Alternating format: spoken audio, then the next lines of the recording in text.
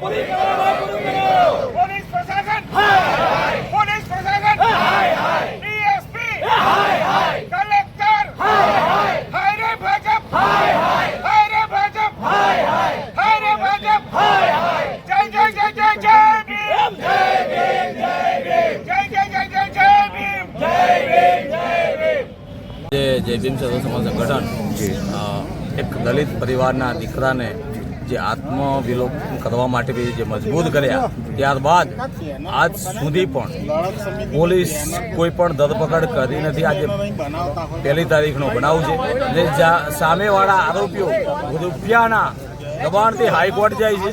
High court ગયા પછી રૂપિયાનો વરહાદ વેરી નાખી અને જે દલિત સમાજને દબાવવાની વાતો કરી રહ્યા છે, તો અમે દલિત સમાજ આખો આજે મેદાને આવ્યા છે ખેડા જિલ્લા કલેક્ટર ઓફિસે અને કહી દઈએ છીએ કે 24 કલાકની અંદર તમામ આરોપીઓને જો ધરપકડ કરવામાં નહીં આવે તો આવતીકાલે ખેડાના હરેક નડિયાદના હરેક રોડ ચક્કા જામ કરી દઈશું.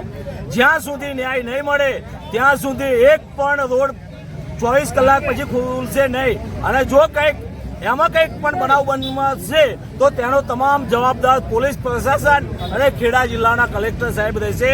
આ મારો ચોખ્ખો અહેવાલ છે કે 24 કલાક તમારી કરે છે આરોપીઓને પકડવા અને 25મો કલાક ગુજરાતના દલિત સમાજ પાસે છે. જય ભીમ.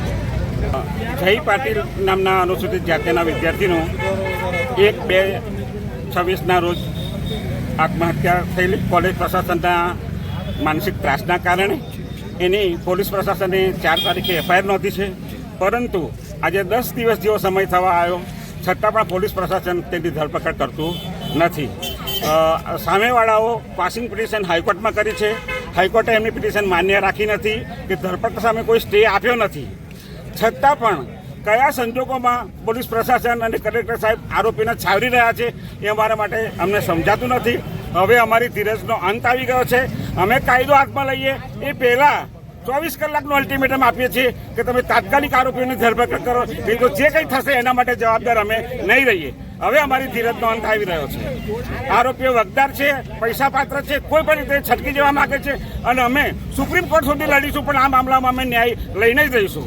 આવા કેટલાય બધા મામલાઓ છે કે જેમાં અમારા દલિત સમાજના વિદ્યાર્થીઓને આવી રીતે સંસ્થાનિક મર્ડરો થાય છે, એમને શૈક્ષણિક માર્ક્સમાં પણ અન્યાય થાય છે, નોકરીમાં પણ અન્યાય થાય છે અને આવી રીતે મેન્ટલી એમને હેરાન કરવામાં આવે છે. એટલે અમારી ખૂબ જ તાત્કાલિક માગણી છે કે ભાઈ આરોપીની તાત્કાલિક ધરપકડ કરો.